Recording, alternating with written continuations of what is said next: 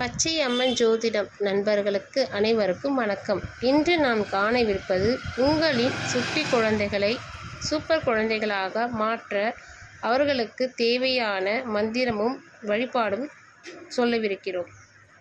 எவ்வாறு என்றால், மனதிற்கு அமைதியை தந்து இறை சக்தியுடன் ஒன்றை செய்யும் ஆற்றல் படைத்த சொல்தான் மந்திரம்.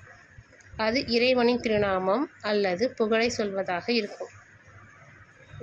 வேதங்களில் குறிப்பிட்டுள்ள சில வார்த்தைகள் இறைசக்தியுடன் மனிதனை இணைக்கும் ஆற்றல் கொண்டவை.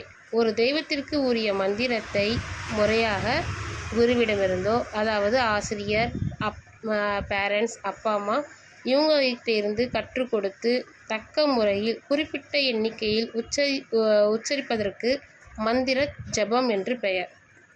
எவ்வாறு எண்ணிக்கைன்னு பார்த்தீங்கன்னா 9, 21, 108 இந்த எண்ணிக்கையில் ஜபம் செய்வதால் குழந்தைங்களுக்கு நல்ல நாக்கு உச்சரிப்பு எளிதாக வரும். அது மட்டும் இல்லாமல் ஒவ்வொரு மந்திரமும் பார்த்திங்கன்னா ஒவ்வொரு குறிப்பிட்ட பலன்களை தரக்கூடியது.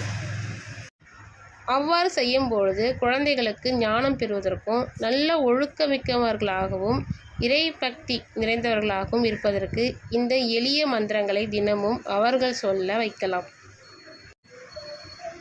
இதனால் பார்த்திங்கன்னா அவர்களுக்கு நினைவாற்றல் பெருகும். அவர்களிடம் உள்ள தீய பழக்க வழக்கங்கள், பயம் போன்ற உணர்வுகள் விளங்கும்.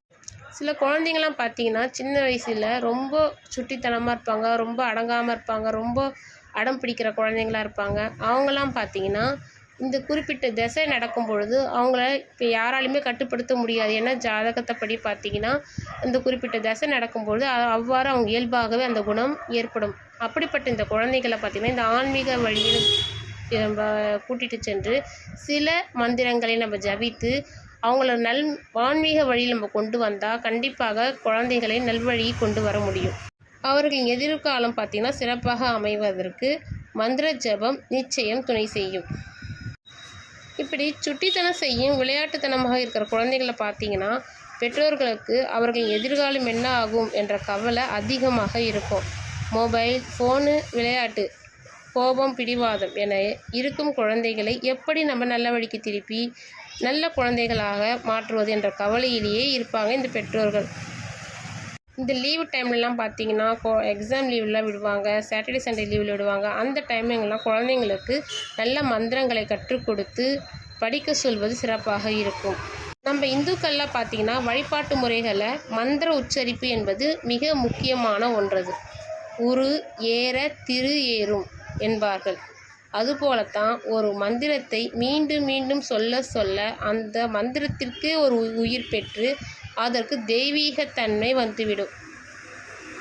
இதனால் அந்த மந்திரத்தின் பலன் நமக்கு எளிதாக கிடைப்பதோடு எந்த தீமையும் நெருங்காமல் கவசமாக இருந்து அந்த மந்திரத்தை நம்ம காக்க துவங்கிவிடும். பெரியவர்கள் மட்டும் இல்லை, குழந்தைகளுக்கும் இந்த மந்திரங்களை சொல்லும் பழக்கத்தை நம்ம கொண்டு வர வேண்டும்.